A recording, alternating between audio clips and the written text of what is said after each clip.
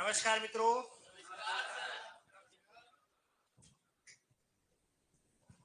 एक तो सबसे पहले अयादी संधि का टेस्ट लिख लो अपनी कॉपी के पीछे, कल सॉल्व करके लेके आए।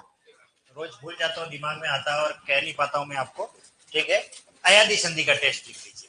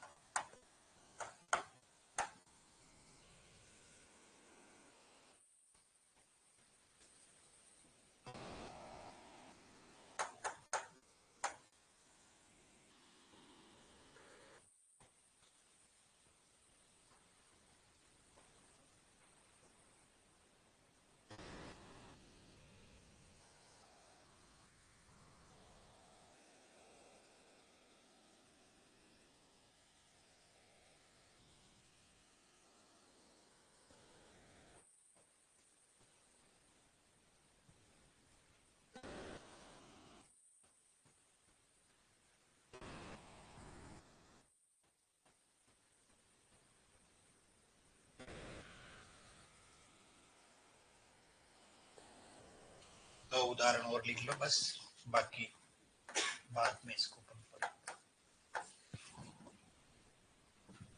ये अयादी संधि जो पढ़ाई थी उसका ये टेस्ट है आपका। इसको कल आप सरल करके लेके आना, ठीक है। कल हम इस पर बात करेंगे।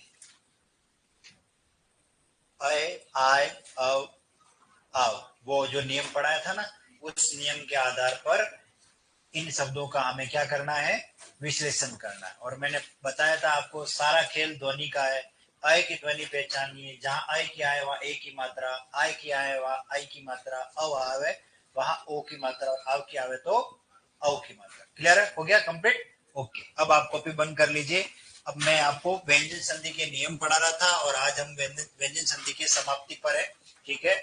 और मैंने ये कहा था व्यंजन संधि के 3 महत्वपूर्ण नियम है जो हर विद्यार्थी को पढ़ने चाहिए। उसमें से 2 नियम मैं आपको पढ़ा चुका हूं जो परीक्षा के दृष्टिकोण से अति महत्वपूर्ण है। नंबर 1, क च ट त प के बाद अगर घोष ध्वनि तो अपने ही वर्ग के तीसरे में बदलता है। एक नियम ये सबसे इंपॉर्टेंट है, उसको पढ़ना है। दूसरा, त और द के बाद विशिष्ट 8 प्रकार की ध्वनियां हैं, उनको पढ़ना है। क्लियर। और अब जो मैं तीसरा नियम पढ़ा रहा हूं वो सबसे महत्वपूर्ण इसलिए है कि सरल है, ज्यादा कठिन नहीं है। और यहां से एक प्रश्न एग्रीकल्चर सुपरवाइजर में आया हुआ है, मुझे अच्छी तरीके से पता है। और वो शब्द कौन सा वो भी पता है, वो कौन से एग्जाम में मतलब भर्ती में आया था एग्रीकल्चर सुपरवाइजर की, वो भी मैं आपको बताऊंगा। पहले मैं कमेंट देख लेता हूँ, ये क्या कोई इनको समस्या तो नहीं है। ओके, सबको राम राम है। ऑफलाइन वाले अभी सवाल मत करें, कोई सवाल मत करो, ठीक है।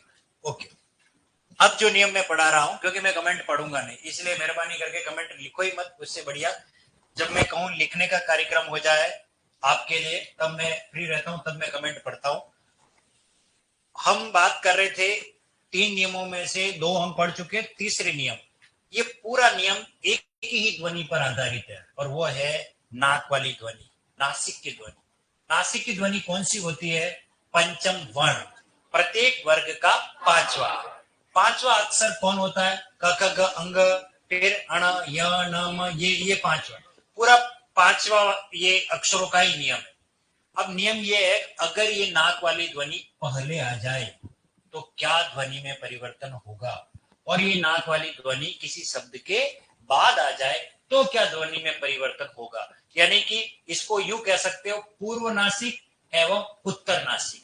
पूर्व नासिक का अर्थ होता है पहले नाक की ध्वनि आ जाए, उत्तर नासिक का अर्थ होता है उत्तर यानी बाद में। एक उत्तर का मीनिंग होता है प्रश्न का उत्तर देना, जवाब देना। उत्तर एक दिशा भी है, ये एक अनेकार्थक शब्द है, इसके कई अर्थ होते हैं।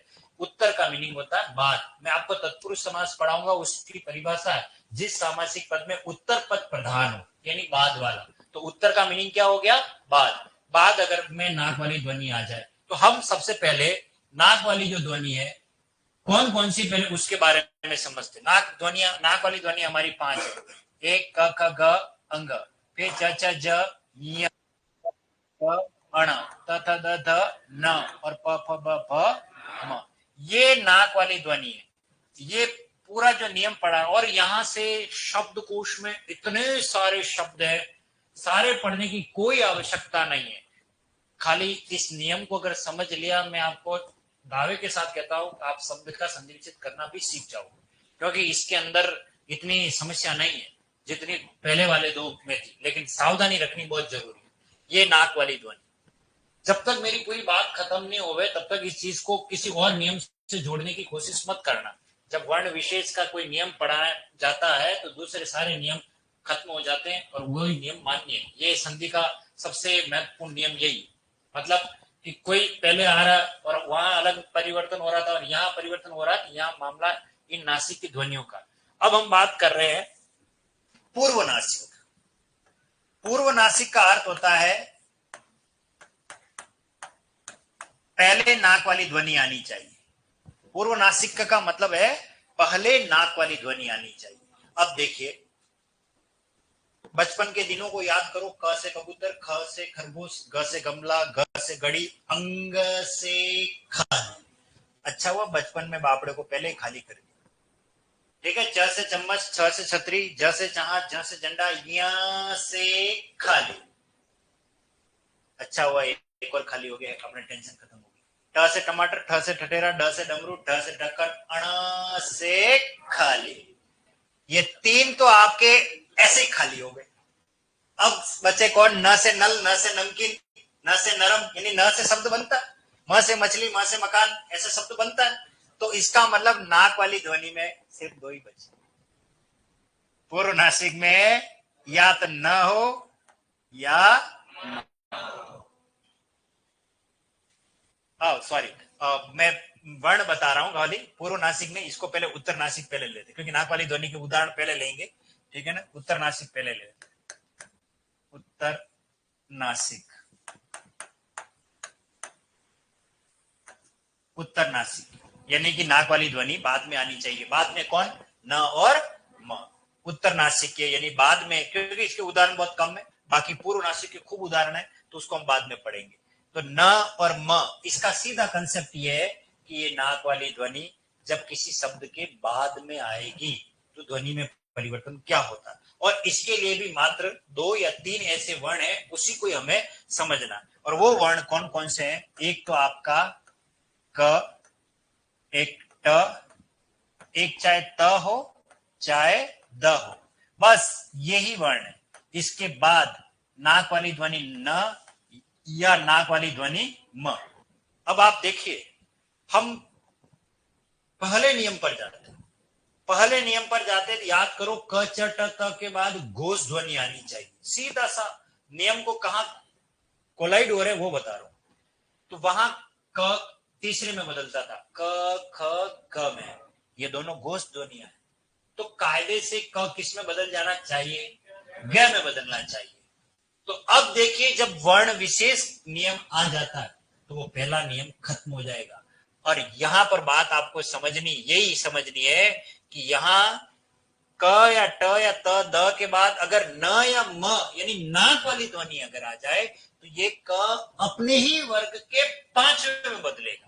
पांचवा कौन है? क ख ग अंग, ये पांचवा इसका। इस नियम में ये सबसे बड़ी बात है, आपको ये समझना है कि नाक वाली ध्वनि आने पर ये किस में बदलेंगे? पांचवे में।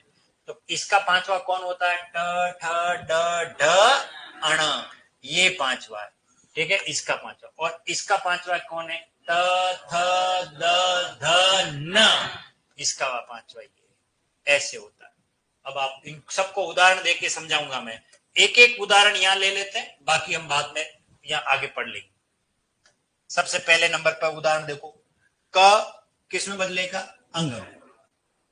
जैसे देखिए, ये एक शब्द है वाक, पहले पढ़ा चुका हूं। वाक का अर्थ होता है वाणी, और इधर आ गया मैं, तो अब इसे वाग्मय नहीं करेंगे हम, क्योंकि देखिए जिसने ये नियम नहीं पढ़ा ना, वो पहले नियम के आधार पे जाएगा, तो क सीधा किस में बदलेगा?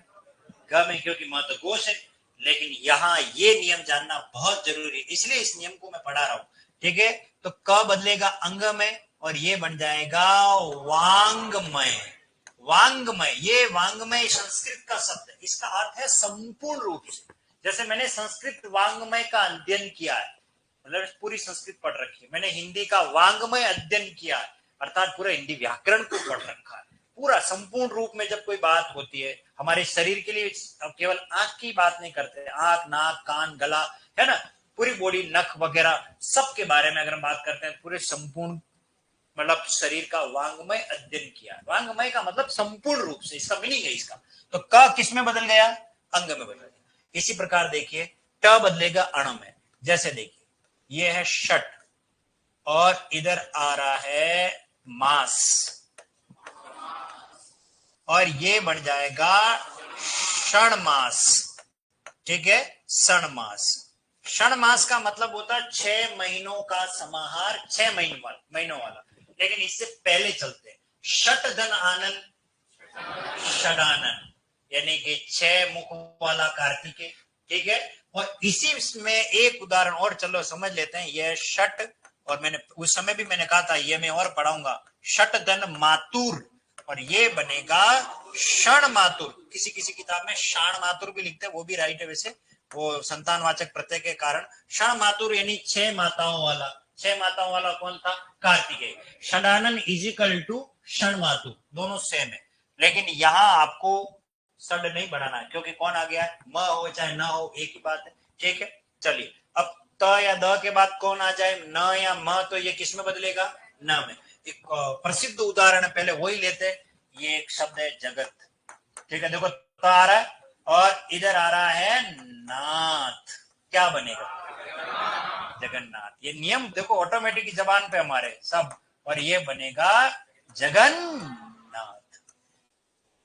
इस नियम को पढ़ाने के बाद मैं जब अगले शब्द जब आऊंगा, उस समय मैं आपसे सवाल करूंगा, और वो बातों बातों में मैं पहले पढ़ा चुका हूं, कौन उसका जवाब सही देता है वो मैं आपसे पता करना मुझे, और वो पूछूंगा मैं, इसलिए आप थोड़ा इस नियम को अच्छी तरह समझना। आज आपसे सवाल करूंगा मैं, ठीक है। तो जगत प्लस नाथ से क्या बन गया? यहां तक बात समझ में आ गई होगी। ये त किस में बदला? न में। क्यों बदला है? क्योंकि ये पंचम वर्ण की ध्वनि आ रही है इसलिए। लेकिन इससे पहले याद करो, जगत धन अंगा, क्योंकि वहां घोष ध्वनि थी, बस संधि में त कभी आपको द में मिलेगा, त कभी आपको न में मिलेगा, ये त कभी आपको ज में भी मिलेगा, यही त कभी च और छ में भी मिलेगा। त द में पढ़ाएंगे, इसका मतलब ये हम कैसे जस्टिफाई करें? ये शब्द बताएगा कि किस शब्द के साथ ये क्या कर रहा है, संधि कर रहा है। हम उन नियमों को समझना जरूरी है। तो ये नियम 2-3 नियम, ये ज्यादा नहीं है। त को लेकर के जो बात आ रही है भ्रांति, उसको अपन आगे पहले पढ़ा चुका हूं मैं, खाली ये पंचम वर्ण की, इसका मतलब ये न में बदलेगा। अब कुछ अन्य उदाहरण ले लेते हैं जो हमारे काम के हैं परीक्षा के हिसाब से। जैसे देखिए, अब मैं रेंडमली उदाहरण लूंगा, नियम में से कोई सा भी, किधर से भी। जैसे ये आ गया है चित्त, और इधर आ गया मैं। देखो, त बदलेगा न में, क्या बनेगा? चिन्मय, ऐसे बनेगा, चित्त तन्मय चिन्मय, ठीक है। अब मुझे एक बात बताओ, अगर ये आ गया परीक्षा में तन्मय, तो कुछ नहीं करना इसमें, आप लिखोगे तत् प्लस मय क्या बन गया? तन्मय। इस तरीके से मान लीजिए परीक्षा में आ गया उन्माद। क्या आ गया? उन्माद। मैंने आपको एक बात कही थी, न त नजर आवे न द नजर आवे, वहां किससे करेंगे? द से। तो यहां क्या आएगा? उद धन। अब बात समझ में आ गई। इसी प्रकार से देखिए ये आ गया जैसे उन्मूलन। क्या आ गया? उन्मूलन। बताइए क्या करें? उद धन मूलन, उन्मूलन। इसी प्रकार अगर ये आ गया जैसे उन्मेष, तो बताइए क्या बनेगा? यह आएगा उद धन मेष। क्या बनेगा? उन्मेष। बात समझ में आ गई? क्लियर है? इसी प्रकार और ले लेते हैं कुछ उदाहरण। मैंने कहा था ये विद्युत कई जगह पर आएगा। ये और आ गया, ये आ गया विद्युत, और इधर आ गया माला, विद्युन्माला। विद्युत माला नहीं करना है। अब आप सोचिए ये नियम नहीं पढ़ा हो तो कोई द लिख के आ जाएगा, कोई क्या लिख के आ जाएगा। ये आएगा विद्युत प्लस माला, विद्युन्माला। यही विद्युत कभी विद्युत प्लस ध्वज के साथ संधि करता है तो विद्युत ध्वज बनाता है। यही विद्युत कभी शक्ति के साथ जुड़ता है तो विद्युत शक्ति बनाता है। यही विद्युत आगे अभी आएगा उदाहरण, उस पर हम बात करें। चालक के साथ, चंचला के साथ वह विद्युत चालक बनाता है। तो कितना खतरनाक है, 6 जगह आने वाला है। तो विद्युन्माला हो गया। इसी प्रकार से देखिए यह सत, और ये आ गया मान, सम्मान। यही गलती करेंगे परीक्षा में। मैं कह रहा हूं गलती क्या करोगे? ये संधि का नियम है, त बदलेगा न में, और ये बनेगा सम्मान। अरे भैया आप जो कह रहे हो वो ये सम्मान, और ये सम्मान सम से बना हुआ है। सम प्लस, इसको भी समझाऊंगा अभी थोड़ी देर बाद।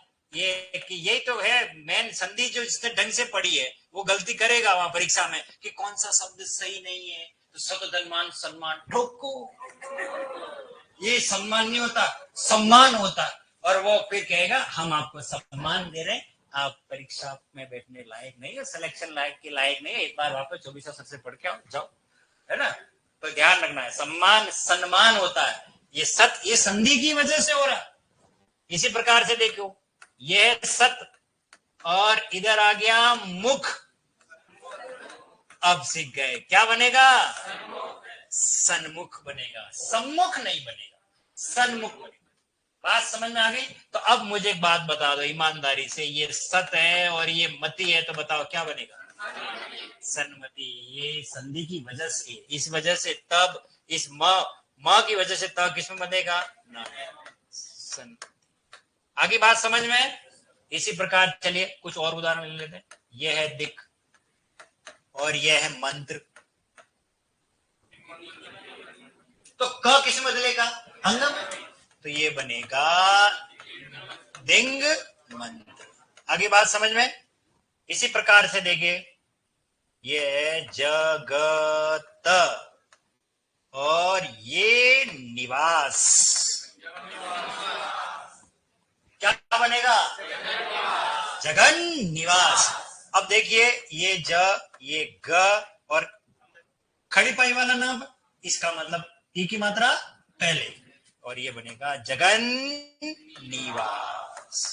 अब आप जगत निवास नहीं लिख सकते कभी भी, शब्द शुद्धि में आएगा तो ये राइट माना जाएगा, क्योंकि संधि से बनता है जगत धन निवास जगत। तो ये नियम क्या कहता है कि न और म बाद में अगर आएंगे तो ये उस वर्ग के किस में बदलते हैं? अगला वाले में, पांचवें में। पूर्व नासिक और उत्तर नासिक में हमने उत्तर नाक वाले की बात कर ली, ठीक है। तो ये हमने बात कर ली थी कि यहां पर ये कभी कोई शब्द बनाता ही नहीं है, अंग से कोई शब्द आरंभ होता नहीं है, वो यहाँ उदाहरण मिलेंगे भी नहीं। इससे कोई शब्द बनता नहीं, इससे कोई शब्द बनता नहीं। बाकी नियम तो ये है कि इनका अगर कोई शब्द होता तो ये पांचवें में बदलते, परंतु शब्द कहीं आते नहीं है, न कभी हमारे व्यवहारिक जीवन में काम में लेते, लेकिन इनसे हम शब्द खूब काम में लेते। तो इसलिए मैंने न और म लिखा है। इसका मतलब ये नहीं है कि न ही म, ये भी आ सकते हैं, पर मैंने कभी देखे नहीं, काम में भी नहीं लिए, मेरे जीवन में मैंने भी नहीं देखे थे, इसलिए आपको ज्यादा उलझाऊंगा भी नहीं। मैं तो न और म को पढ़ लेना। ये उत्तर नासिक की ध्वनि हो गई। अब हम बात करते हैं पूर्व नासिक। पूर्व नासिक में सबसे बढ़िया बात है कि एक ही ध्वनि आपको मिलेगी पूर्व नासिक में, बाकी कोई ध्वनि है ही नहीं, हम सब पढ़ चुके हैं। और पूर्व नासिक में देखिए अंग कभी आता नहीं, अण है नहीं, और न, इस न का हमने लोप कर लिया है पक्षिन राजन युवन मंत्रिन में, तो न भी गायब हो चुका है। अब बचा बापड़ा म, और वो है पूर्व, और पूर्व नासिक में कौन आ जाएगा? ये म, ठीक है। और जब भी म की बात होगी तो म हमेशा हलंत वाला मिलेगा, ये आपको ध्यान रखना है। एक तो परीक्षा में जब भी पेपर को देखो, सरल करो, ये म की ध्वनि है और कोई नहीं है। आप सोचिए अकेला म पूरी क से लगा करके आपके लास्ट जो वर्ण है उन सभी शब्दों के साथ संधि करता है। इकलौता ऐसा वर्ण है ये जो लाखों शब्दों को लेकर के बैठा हुआ। परीक्षा में कोई भी प्रश्न पूछा जा सकता है, इसका एक ही इलाज है, और वो इलाज क्या है वो भी आपको मैं बताऊंगा, लेकिन थोड़ी देर बाद। देखिए ये म सभी वर्गों के साथ संधि करेगा। सभी वर्ग का मतलब क वर्ग, ये ऐसे अगर लग जाए इसका मतलब क वर्ग, ये च वर्ग, क च ट त प, पांचों वर्ग हो गए। ओके, इसके अलावा वो बचे यार अलावा स स स स, वो ये रे य र ल व श स स, और हमारी वर्णमाला यही समाप्त होती थी। पढ़ा था ना, ह से हल तक लास्ट में चलते थे। सारे व्यंजनों को 33 ही व्यंजनों को लिया है, यूं समझ लीजिए। अब क्या होता है इसमें कि ये म कुछ भी नहीं करना है, इसमें ध्यान रखना जिस भी वर्ग वाले सदस्य के साथ संधि करता है उस वर्ग का पांचवा अक्षर कौन होता है ये आपको डिसाइड करना। पहली बात तो क का पांचवा कौन होता है? क ख ग अंग। च का पांचवा च छ ज य, ट ठ ड ढ अण, त थ द ध न, और प फ ब, और इसका कोई पांचवा होता है? नहीं होता। इसलिए ये सीधा किस में बदल जाता है? अनुस्वार में। अनुस्वार में बदलता है, यानी बिंदी में बदलता। अब देखिए कहां गलती करेंगे हम, और हम करते आए गलती, वो बता रहा हूं। मैंने आपको ये कहा ध्वनि परिवर्तन में क्या चीज आपको देखनी, शब्द बन जुड़ने के बाद ध्वनि परिवर्तन देखना है या पहले से ध्वनि परिवर्तन देखना? जुड़ने के बाद ध्वनि परिवर्तन होता है या नहीं, ये डिसाइड करना है। अगर आपने ये सही कर लिया तो वो संधि आप सही जा रहे हो। बाकी आप कई बार संयोग को भी संधि समझ लोगे, और मैं आपको कह रहा हूं गलती कर लोगे, लेकिन नहीं करनी। और वो संयोग वाली गलती सिर्फ एक ही जगह पेपर सेटर आपको पूछ सकता है, वो यहां पर। ये म देखिए, और ये कौन है? अगर म में ही बदलेगा तो क्या ध्वनि परिवर्तन होगा? नहीं होगा। म अंग में बदल रहा है, यस ध्वनि परिवर्तन हो रहा है। म य में बदल रहा है, ध्वनि परिवर्तन हो रहा है। इसलिए यहां ध्वनि परिवर्तन नहीं होगा। क्यों नहीं होगा? क्योंकि ये प फ ब भ किसी के भी साथ संधि अगर करे तो ये मैं कभी पढ़ाता भी नहीं, मैं तो केवल समझा रहा हूं कि कहां कहां क्या क्या शब्द के साथ जुड़ा, मतलब इस म का जुड़ाव है। वो सिर्फ क्या कहलाएगा? वो संयोग कहलाएगा। कहां पर? इसके साथ। पहले मैं इसी को ही समझा देता हूं ताकि आपको दिक्कत नहीं हो। पहले प का उदाहरण ले लेते हैं। जैसे देखिए यह है सम, और यह है पादक, और क्या बनेगा? ये म में बदलेगा तो क्या बन गया? संपादक। ऐसे लिखते हैं एक बार, संपादक, ठीक है। ये संपादक लिखा गया है, तो मुझे म में बदला हुआ नजर आ रहा है, तो क्या ये संधि है? नहीं है। और इसको दूसरा तरीका लिखने का एक ऐसा भी आप देखते ही हो बिंदी में, अगर परीक्षा में ऐसा लिखा हुआ मिल जाए, इसमें संधि तो नहीं है परंतु उपसर्ग आपको पूछेंगे और वो लिखोगे सम। उपसर्ग क्या निकलेगा इसमें? सम। यहां तक बात क्लियर हो गई है? तो अभी इसको छोड़ दो, अभी हम सिर्फ इनके ऊपर बात करने वाले हैं, इनके ऊपर बात करने वाले हैं। और इनमें कुछ उदाहरण हैं, एक सारे कोई भी क ख ग च छ ज ऐसे सारे खूब सारे वर्ण आने वाले, त थ द कैसे आएंगे, पर मैं इस नियम को वापस बैक लाते हुए समझाऊंगा आपको कि किस तरीके से हम सबसे पहले नंबर को समझेंगे। पहले नंबर वाला क्या कह रहा है उसको समझते हैं कि म के बाद अगर कोई क वाली लाइन का कोई भी वर्ण आओ तो म बनेगा अंगम। चलिए एक उदाहरण लेते हैं हम। ये है एक शब्द है अलम। क्या शब्द है? अलम। और इधर आ रहा है कार। ये म बदलेगा संस्कृत के नियमानुसार अ ल और ये अंग और ये बनेगा कार। ये जो लिपि है ये संस्कृत की लिपि है। अलंकार संस्कृत में कभी बिंदी में नहीं लिखते, संस्कृत में पंचम वर्ण को मध्य में जहां आ रहा वहीं लिखा जाता है। अलम प्लस कार क्या होता? अलंकार। अलम यानी सजाना, यानी सजाने का कार्य अलंकार कहलाता। अलंकरण आपने पढ़ा होगा, अलंकार है ना, तो ये अलंकार शब्द है। अब बात ये आती है हिंदी में इसे बिंदी में लिखा गया। बिंदी में का मतलब ये नाक वाली ध्वनि को आप सीधा बिंदी में लिखोगे तो ये नाक वाली ध्वनि को हम इस तरीके से लिखेंगे, अलंकार। अलंकार। अब देखिए परीक्षा में आपको संधि विच्छेद करना है तो कैसे करोगे? कुछ भी नहीं करना है, जहां बिंदी नजर आ रही है उस बिंदी को सीधा म में बदलना है, बाकी जैसा है वैसा का वैसा लिख देना है। कोई सा भी शब्द उठा के देख लो आप, सब में यही नियम लागू होगा, तो ज्यादा दिमाग लगाने की आवश्यकता नहीं। इसी में से मान लीजिए मुझे टुकड़ा करना है तो इस ल के ऊपर बिंदी है तो इस बिंदी को मैं म में बदलूंगा तो क्या बनेगा? अलम। और इधर क्या आ जाएगा? कार। और ये बन गया अलंकार। बात समझ में आ गई?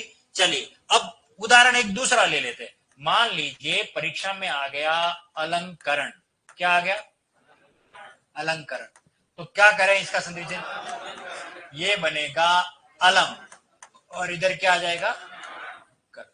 इस तरीके से शब्द बनेगा। बात समझ में आ गई? चलिए कुछ और उदाहरण ले लेते हैं पहले और फिर उस पर बात कर लेते हैं। यह है शम और इधर आ रहा है कर, तो ये बनेगा शंकर। यह है संस्कृत का लिखने का तरीका और हिंदी में लिखने का तरीका है बिंदी लगाकर। अब जो मैं आपसे सवाल कर रहा हूं वो ये, मैं पहले कहा था मैं आपसे सवाल करूं, सवाल कुछ उदाहरण और पढ़ लें उसके बाद करें या पहले कर लो? हाँ पहले, हाँ चलो ओके। मैं आपसे सवाल कर रहा हूं, मैं सवाल ये कर रहा हूं, ये एक शब्द है चंदन। क्या शब्द है? चंदन। ओके। इस चंदन के लिखने का दूसरा तरीका एक और है। चंदन हिंदी में भी लिखते हैं, क्यों बताओ? लिखते तो हैं, अंकित लिखते हैं ना? हाँ हाँ बोलो बोलो, अरे बोलो। न त वर्ग का ही है इसलिए लिख रहे हैं। शाबाश। ओके, कुछ आपने अच्छा उत्तर बताया, बहुत बढ़िया बताया। चलिए मैं और बात कर लेता हूं। इसका मतलब ये हुआ कि कोई भी हमें आधा अगर न नजर आएगा तो हम उसे बिंदी में लिख सकते हैं। मैं आपसे सवाल ये कर रहा हूं, असली सवाल तो अब है, क्या आधा न नजर आता है तो उसे बिंदी में लिख सकते हैं क्या? लिख सकते हैं। जैसे मैं आपको ये लिख के बताऊं कुंदन, तो क्या इसको बिंदी में लिख सकते हो? लिख सकते हैं। तो इसका मतलब आधा न जो आ रहा है उसे बिंदी में लिख सकते हैं ना, सीधा सवाल तो ये है। तो चलिए बिंदी में लिख के बताओ।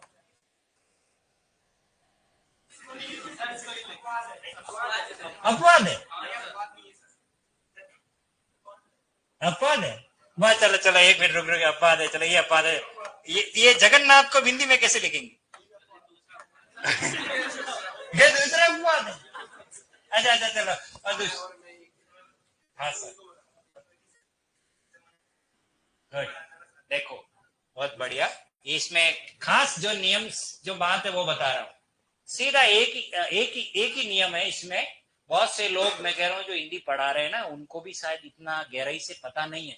वो कुछ ऐसे कह देते हो, अरे ये पंचम वर्ण है, इसको बिंदी में लिख दो, ठीक है चलेगा। हाँ नहीं, ये ऐसे ही परंपरा से ऐसे ही लिखता हुआ आ रहा है, यही होता है, बस इतना ही है, आगे चलो आगे पढ़ते हैं। वो ऐसे ही करेंगे, परंतु ऐसा नहीं। इसमें असली बात यह है कि पंचम वर्ण के बाद अगर कोई पंचम वर्ण आता है, वो कभी बिंदी में नहीं लिखा जाएगा। पंचम वर्ण देखो, ये पांचवा अक्षर है और ये भी पांचवा अक्षर है, ये पांचवा अक्षर है, ये भी पांचवा अक्षर है, परंतु यहां देखिए ये पांचवा है, त थ द ध न पांचवा, लेकिन क्या ये पांचवा है? नहीं। इसलिए इनका लिखने का तरीका दूसरा है, आप बिंदी में लिख सकते हो। बात समझ में आई? लेकिन दो पंचम वर्ण जब भी आएंगे, कभी बिंदी में दिखेंगे भी नहीं। आपने देखा होगा सम्मेलन, कभी यू देखा सम्मेलन? हो ही नहीं सकता। आप ये देखो, अभी अभी बात की मैंने, सम्मान, दोनों पंचम वर्ण। अब इतने ही नहीं, अभी उदाहरण पढ़ा है, ये देखो, इनमें एक भी उदाहरण ऐसा नहीं है जो दो पंचम वर्ण नहीं आ रहे। पांचवा पांचवा, इसे बिंदी में नहीं लिख सकते, इसे आप बिंदी में नहीं लिख सकते, इसे भी नहीं लिख सकते, इसे भी नहीं लिख सकते, और इसको भी नहीं लिख सकते, ठीक है। इसी तरीके से आप देखिए, क्षणमातु, जगन्नाथ, वांग्मय, क्यों? क्योंकि दो पंचम वर्ण जब आते हैं उसे बिंदी में लिखा नहीं जाएगा, परंतु जब दो पंचम वर्ण न हो तो वहां ये बिंदी में लिखा जाएगा। आई बात समझ में? अब क्लियर हो गया?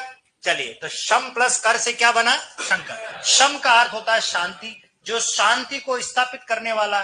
और पता है श्मशान का देवता कौन है? शिव जी। जो शांति, जिंदगी में शांति सिर्फ एक ही जगह मिलती है, कहां पर? राम नाम सत्य जब हो जाता है उसके बाद, बाकी आप हमेशा अशांति रहते हो। आप घर पे जाने के बाद भी हमारा दिमाग चलता रहता है, अरे उस विषय में काम करना, उसमें पढ़ना, और वो नोट्स तैयार करने, ये करने, वो करना। हम भी है, हमारे भी हजार जिम्मेदारी है, और वो कल और ड्यूटी आ जाएगी, पता नहीं कहाँ जाना पड़ेगा, कोई काम आ गया, इतने और नई और योजना आ गई है, उस योजना का काम करना, बहुत सारा मतलब दिमाग में रहता है। और मेरे कोचिंग का टाइम भी हो गया 6 बजे, आज मैं ट्रेनिंग में फंसा हुआ हूँ, क्लास हो पाएगी कि नहीं हो पाएगी, आज तो घर पे मेरे राशन भी ले जाना था, क्या करूंगा। ये कभी जिंदगी में कभी कोई व्यक्ति सुखी नहीं रह पाता, कोई ना कोई समस्या रहती है। किसी की बापड़े की शादी नहीं हो रही, माँ बाप टेंशन ले रहे हैं, आज 30 साल का हो गया छोरो, नौकरी नहीं मिली, न छोकरी मिली, है ना, तो सब समस्या ही समस्या। और ये समस्या सिर्फ एक ही जगह जाके समाप्त होती है, बस इस संसार से। बाकी जब तक हो तब तक समस्या है, इसलिए समस्याओं से फिर घबराना ही, ठीक है ना।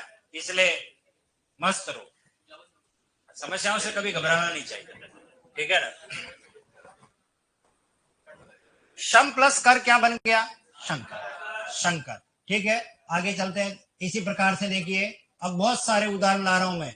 यह सम, पहले क वाली लाइन के ले रहा हूं, यह है गीत, और क्या बनेगा? अब मैं डायरेक्ट बिंदी में लिख रहा हूं, ठीक है।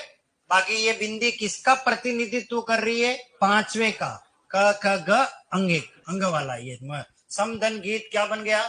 संगीत। इसी प्रकार से देखिए, ये है संघटना, तो बताइए इसका संधि विच्छेद क्या होगा? सम प्लस घटना, और ये बनेगा संघटना। क्लियर हो गया? ठीक है। इसी प्रकार से देखिए, च वाली लाइन में ले लेते हैं, यह है संचालन, यह है संचालन। अब देखो इसको, ये म बदले, बिंदी बदलेगी म में, और इधर आ गया चालन, समधन चालन क्या बना? संचालन। लेकिन ध्यान रखना, ये बिंदी किसका प्रतिनिधित्व है? ये संचालन, ऐसे, ये ऐसे। अब दिक्कत क्या आई है? हमारे हिंदी को मानक बनाने में क्या भूमिका रही है? वो ये रही है, देखो, पंचम वर्ण में कभी तो आप नाक वाली ध्वनि ये लिख रहे हो, कभी नाक वाली ध्वनि आप ये लिख रहे हो, बच्चा कंफ्यूज है कि मुझे कब अंग लिखना है, कब यह लिखना, इतना गहराई से आपको पढ़ा रहा हूं, तब जाके आप समझ रहे हो। कक्षा पहली 5वीं 6 लगा करके 6ठी 7वीं के बालक को बात समझ में नहीं आती। इसलिए उनके लिए एक इस समस्या का समाधान कर दिया कि इन सभी 5 ध्वनियों को आप किस में लिख दो, बिंदी में लिख दो, बस काम खत्म। मार साहब जाने, मार साहब को काम, लांछन लिख दिया। अब इसमें अंग है, अण है, यह है, मैं, आप देखते रहना। जैसे ये आ गया लांछन, लांछन। अब बताइए ये बिंदी किसका प्रतिनिधित्व कर रही है? इसका एक ही तरीका है, ज्यादा उलझने की भी जरूरत नहीं है। बिंदी के बाद जो भी अक्षर आए उसका 5वां होगा। तो 6 का 5वां कौन होता है?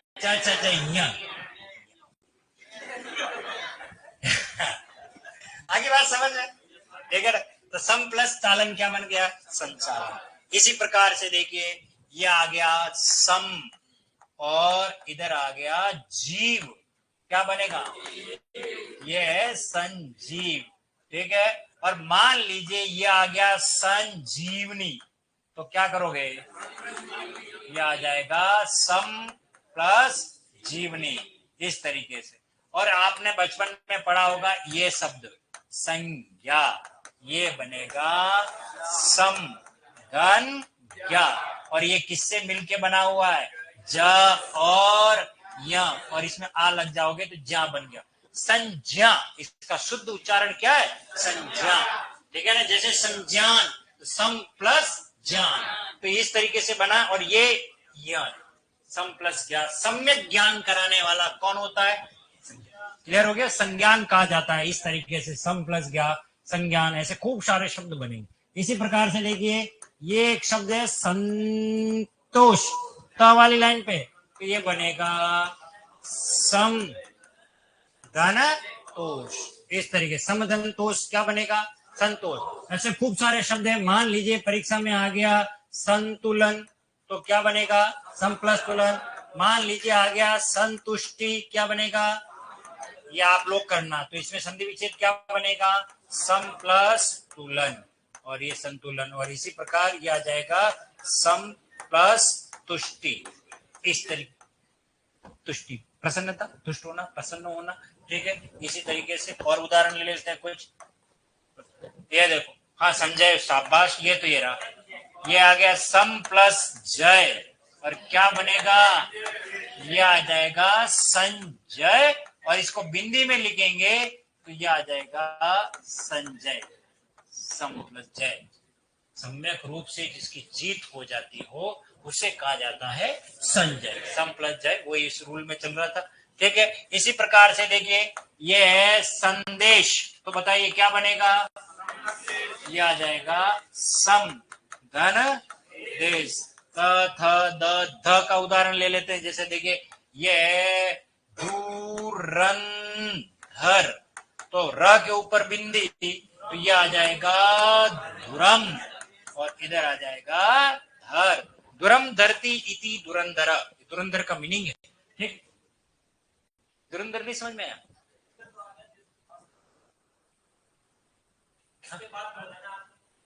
वो संस्कृत का, धुरंधर का हिंदी अर्थ कैसे ग्रहण करें, इसके लिए लाइन है संस्कृत में, धुरम धरती इति धुरंधर, जो धुरम को धारण करता, शीघ्रता, जिसके अंदर हर काम में एक्सपर्टनेस जिसमें होती हो ना, वो है धुरंधर। कहते नहीं अरे ये धुरंधर है, कुछ भी काम कर लेता है, तो उसको कहते हो धुरम धरती इति धुरंधर।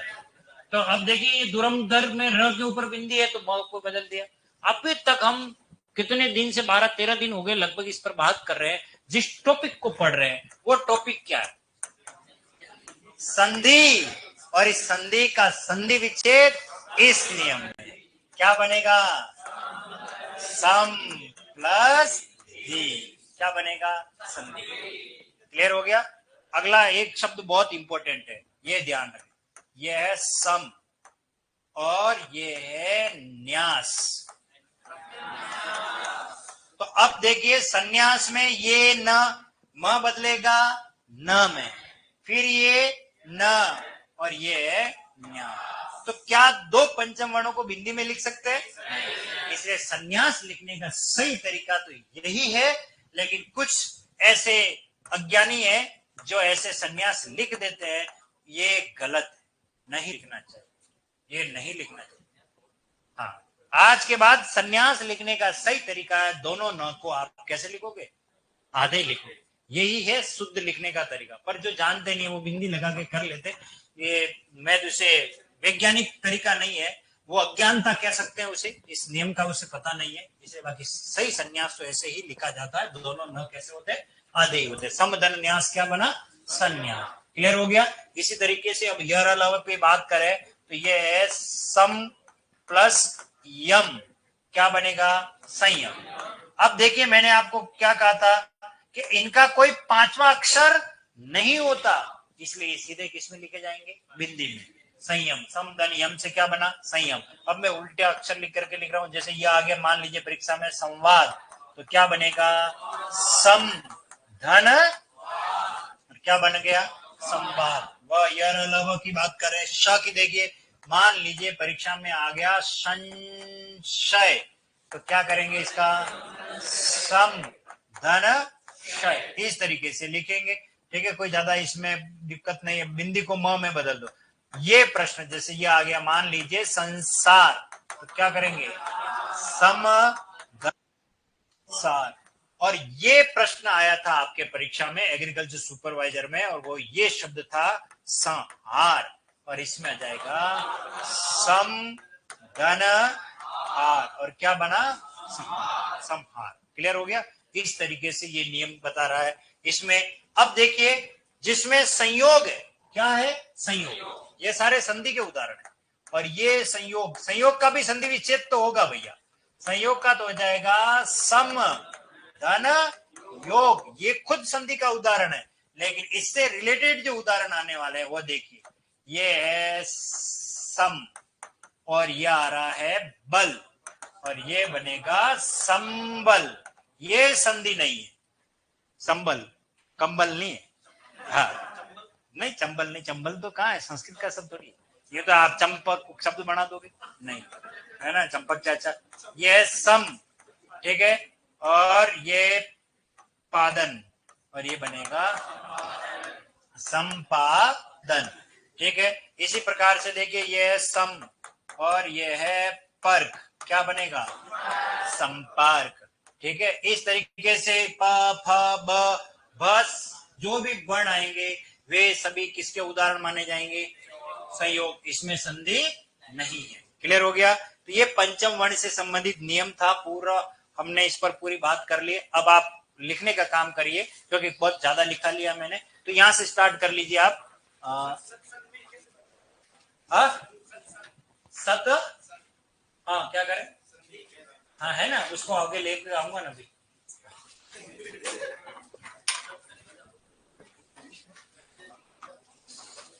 उसमें संयोग है, सत धन संघ से बनता सत्संग बनता है, वो अभी एक अंतिम नियम बचा है, उसमें हम बात करेंगे।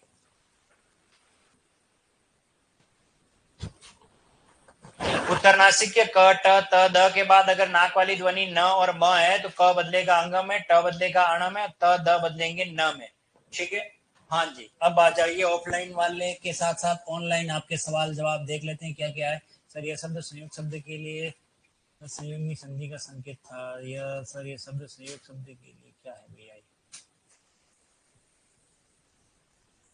सम्मेलन का मतलब क्या है सर, सम्यक रूप से मिलन, सम्मेलन, हाँ सम्मेलन तो ये क्या शब्द होगी, सम्मेलन होता है कि नहीं होता है, कवियों का सम्मेलन होता है, अलग अलग कवि हैं किसी जगह के, सभी एक जगह से आकर के एक जगह बैठ जाएंगे तो सम्यक रूप से मिल रहे हैं, लोग मिल रहे हैं।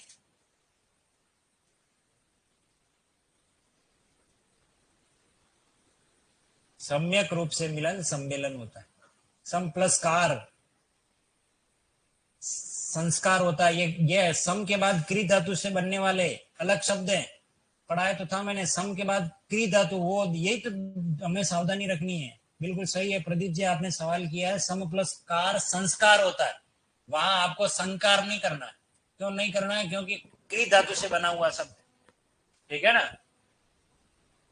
लेकिन यहां आप देखिए सम, और इधर आ रहा है कट, और ये कट क्री धातु से नहीं बनता है, तो क्या आ जाता है, संकट, ये आ जाएगा इसका संधि विच्छेद। संकट कटे मिटे पीरा, है ना, जो सुमिरे हनुमत बलवीरा।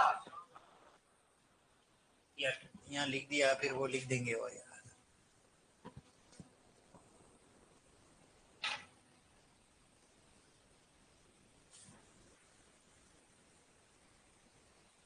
क के बाद च काम में क्यों नहीं लिया? करे लिया तो है मेरे देवता।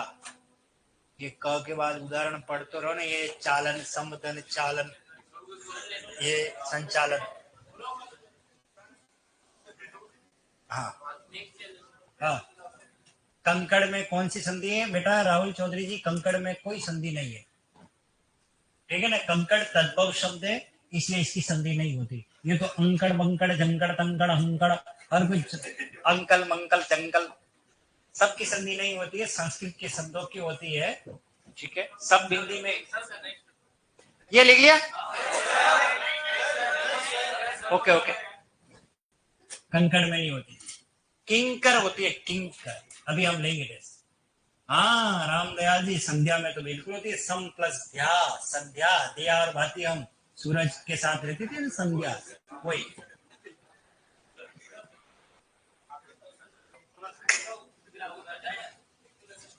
यही तो बात है, अनुभव बहुत है। कहाँ देखे संध्या और बाती दिया, टाइम से मिलता नहीं है।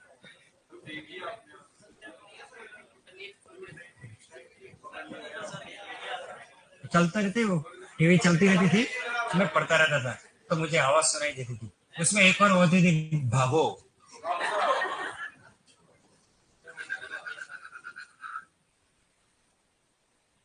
राजस्थान की है, उसकी मूवी आई थी एक, भोमली।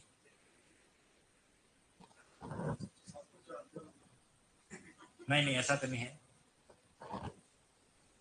ठीक है ना।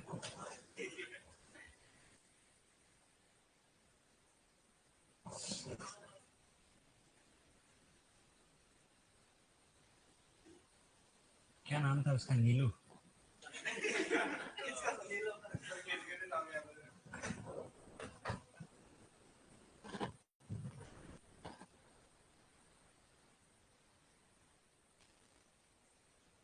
इन शब्दों को चिन्मय, तन्मय, उन्माद, उन्मूलन, उन्मेष, विद्युन्माला, ये देखो ये नियम है। अब कोई विद्युत प्लस माला लिख के देगा टेस्ट में, तो विद्युत माला करके आ जाओगे। जल्दबाजी में नहीं करना है, क्योंकि ये म वाला नियम है, त के बाद म है ना। हाँ, संस्मरण, सम प्लस स्मरण, संस्मरण।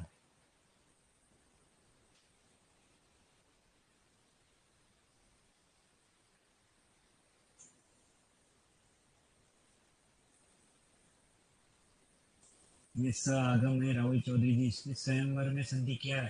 अरे स्वयंवर भी टेस्ट ले रहा हूँ बेटा, टेंशन मत ले, सबको भी टेस्ट में आ जाएंगे। स्वयं धन वर, स्वयं वर, और स्वयं प्लस वरा, स्वयं वरा। प्रियम धन वदा, प्रियम वदा, टेस्ट टेस्ट में देंगे भी।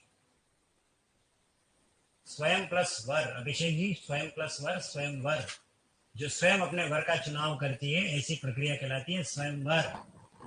जैसे संयोगिता ने पृथ्वीराज चौहान के गले में माला डाल दी थी, है ना, उसको स्वयंवर कहते हैं। हाँ?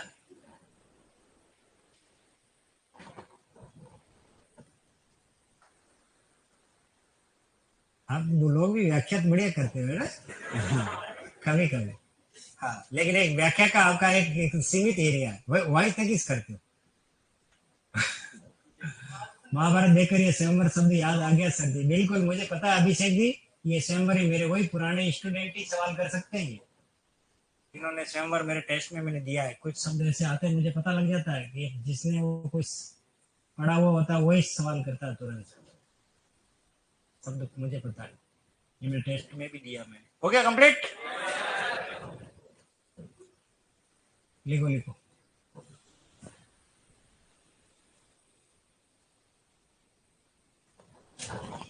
तो जगन निवास समझ में आ गया, जगत धन निवास, जगन निवास। तो दो न आ रहे, ये इसका मतलब इसको बिंदी में नहीं लिखेंगे, क्यों? क्योंकि ये पंचम वर्ण, ये ध्यान रखना। जगन निवास, जगत धन निवास, जगन निवास।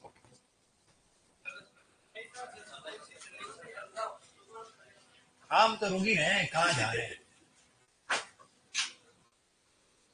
मुझे जल्दबाजी नहीं है, मैंने तो आज का पूरा कोटा कंप्लीट कर लिया, बस इतना ही पढ़ाऊंगा, आगे नहीं पढ़ाऊंगा। मैं तो आपके लिए खड़ा हूँ कि बात, चलो ठीक है, बैठे बैठे अंकित को कष्ट नहीं है ना अंकित।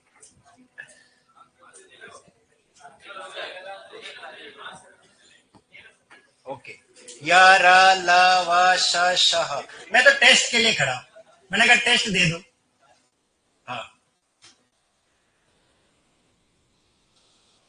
पूर्वनासिक, नाक वाली ध्वनि पहले आएगी और एक ही है, कौन? म, और मां के नीचे हलन, हलंत लगाना है। मेरी आंख नहीं है, नागिन की आंखें, मुझे यहां से भी दिखाई दे रहा है। हाँ, फोटो खींच लेता हूँ, फोटो। हाँ, नागिन जानते हो, वो पता है, मारने वालों के फोटो खींच लेती है। हाँ, ओए वो पता नहीं, नागिन वो नहीं।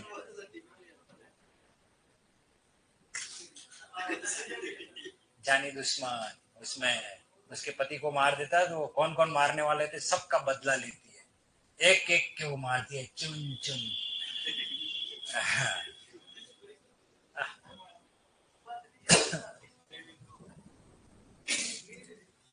मगैम्बर।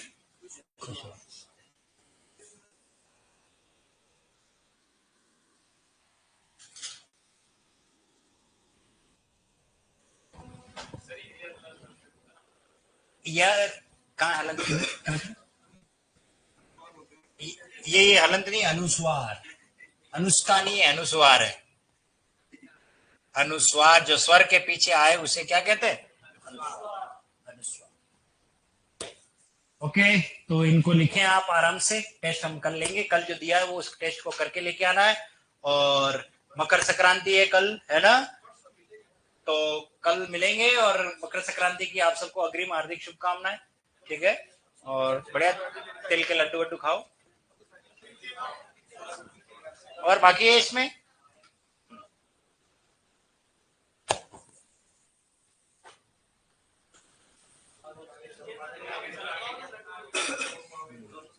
ओके, बाकी हम बात करेंगे अपनी अगली क्लास में।